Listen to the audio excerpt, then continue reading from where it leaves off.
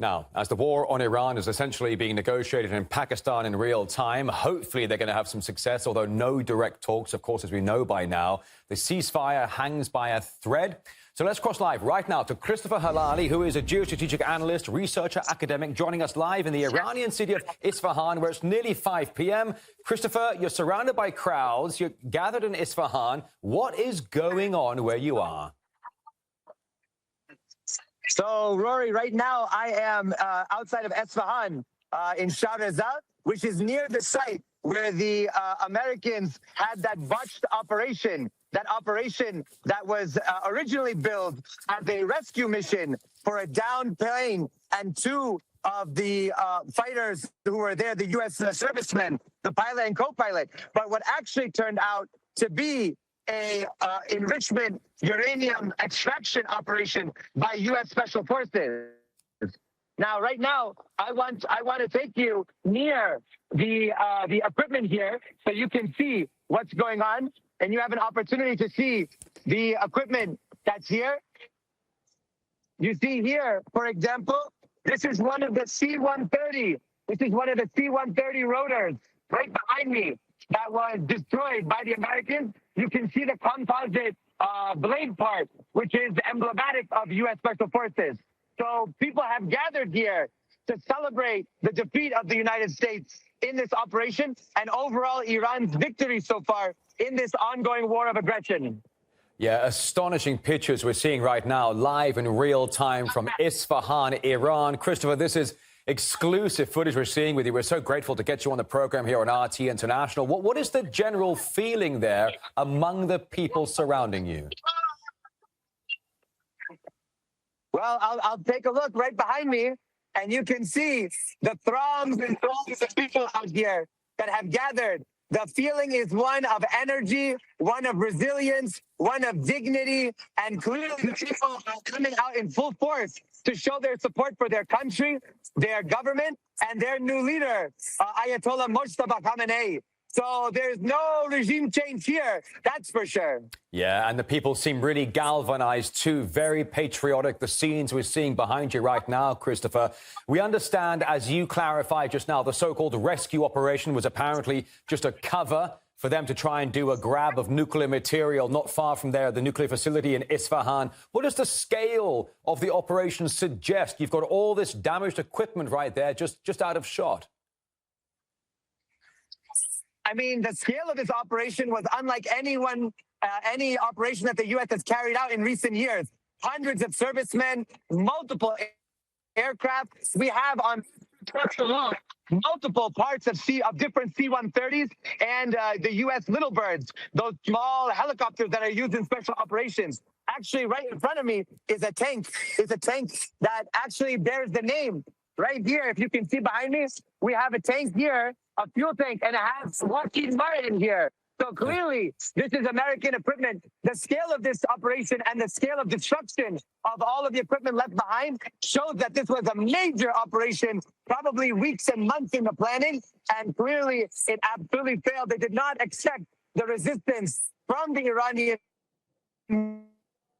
military and from the local militia that they ended up encountering. Yeah, exactly. I mean, Donald Trump really trying to cover the whole story here and still come out looking like some kind of winner. But, Christopher, this was the first U.S. military ground operation inside Iran since 1980. How do you think this figures historically, militarily? You know, what's your view on this? I mean, apparently it was a colossal failure. It absolutely was. So actually today, many people are talking about that operation that you mentioned in 1980, the Tabbas operation or Operation Eagle Claw. That was the failed operation by President Jimmy Carter at the time, who wanted to rescue the hostages during the hostage crisis, and it ended in absolute failure once again in the desert of Iran. So after all those years, after 36 years, once again, the United States has failed again in an operation in the desert in Iran and has absolutely failed in all of its objectives. So Iranians are making and drawing those connections and that parallel and basically saying the U.S. is 0 for 2 in trying to do operations within Iran with ground forces. Yeah, Christopher. Meantime, the passport of a mechanical engineer specializing in nuclear technology was reportedly found at the site, not a pilot, all among the wreckage there, that of a passport of a mechanical engineer specializing in nuclear technology. How does that detail change the picture of what this operation was actually about?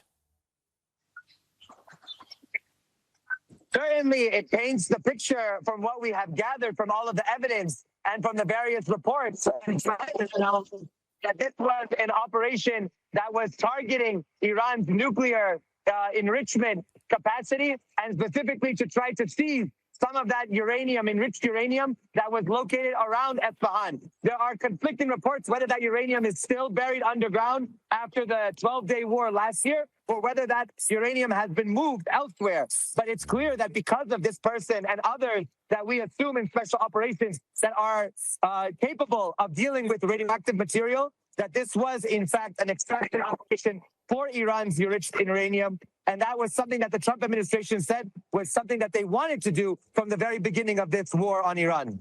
Christopher, I'll let you get out of here, and I'm so grateful to get you on the program. Talk about a live feed from Isfahan. I mean, it's really good TV, Christopher. Really good to have you on right now. We've got these supposed non-direct talks, indirect talks in Islamabad happening today, theoretically. Meantime, America is repositioning so many military assets into the Middle East. It looks like they're regrouping to rearm, to restrike. What is the feeling among Iranians there? Because they must be thinking, look, there's a good chance the war's going to kick off again. Are the people there ready? Are they galvanized? Are they supportive of Tehran, the capital, right now? Absolutely. Behind me, they're chanting the classic death to America, death to Israel. The people are absolutely galvanized. The people are ready to continue to fight. In fact, they don't want a ceasefire, many of them, because they have the advantage, many Iranians believe. They've already put America and Israel in a very difficult position militarily, and they know if they're able to drag the U.S. into a ground war, they'll defeat them on the ground in Iran. But the main thing is that Iran has been betrayed not once but twice within negotiations, and so they feel that a third negotiation won't lead to peace. It will just lead to another effort by the Americans and the Israelis to rearm and to fight on another day. So Iranians say, let's continue and let's finish the job once and for all. Wow. Christopher Helali, geostrategic analyst, academic researcher, joining us live from the Iranian city of Isfahan in Iran.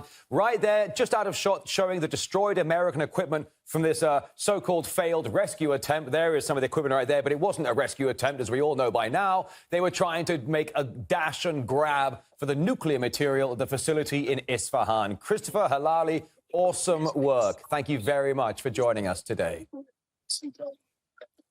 Thank you very much for having me.